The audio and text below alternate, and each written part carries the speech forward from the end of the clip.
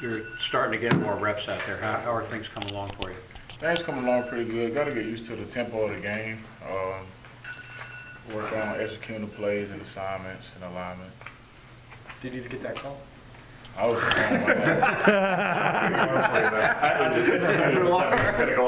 Can you go through your sack on Saturday?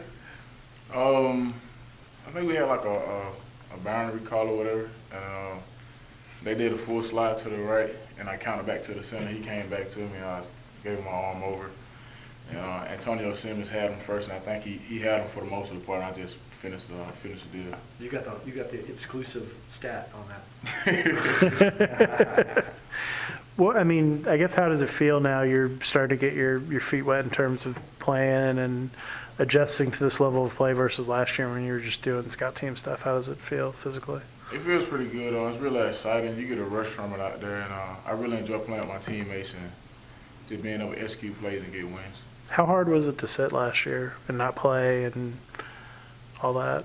It was pretty hard, but I pretty much used it as motivation during the off season and during last year doing scout team workouts and off season workouts.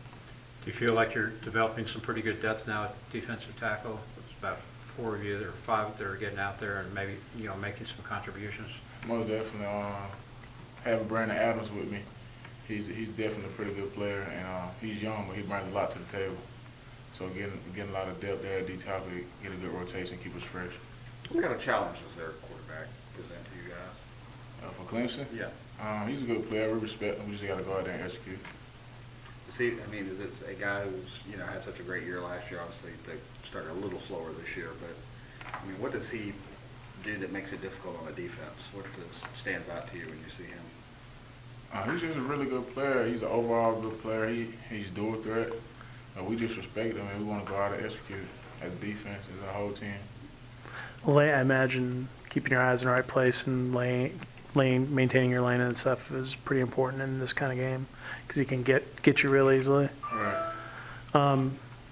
Is there anything in particular that you feel like you need to work on after these first 3 games? Getting a chance to play a little bit. That something you're going to kind of focus on the rest of the season, trying to get better in practice. I feel like I should work on my pad level when it comes down to pass rush. More so on the run, I'm pretty low, but on the pass rush, I need to focus on keeping my pad level down. Is it just getting amped up and pad level slips, or is there anything in particular you put your finger on with that? Why your pad levels are different in pass rush? Can't really put my finger on it. It's just something that happens sometimes. It's not every play, but sometimes. How do you see your role, being a non-starter but coming in and being part of rotation? I just want to come in and be able to produce and help the team get wins and just execute the style, execute the plays, and get a line in the sign and make sure we execute the play. Does it help you to maybe start the game on the sidelines and get a chance to see what they're doing so that when you come in you'll have a pretty good idea of what you're going to be facing? It does help. I can ask the older guys like Pat or Francis what they're getting, but it really doesn't matter. I just want to be able to go on the field and execute.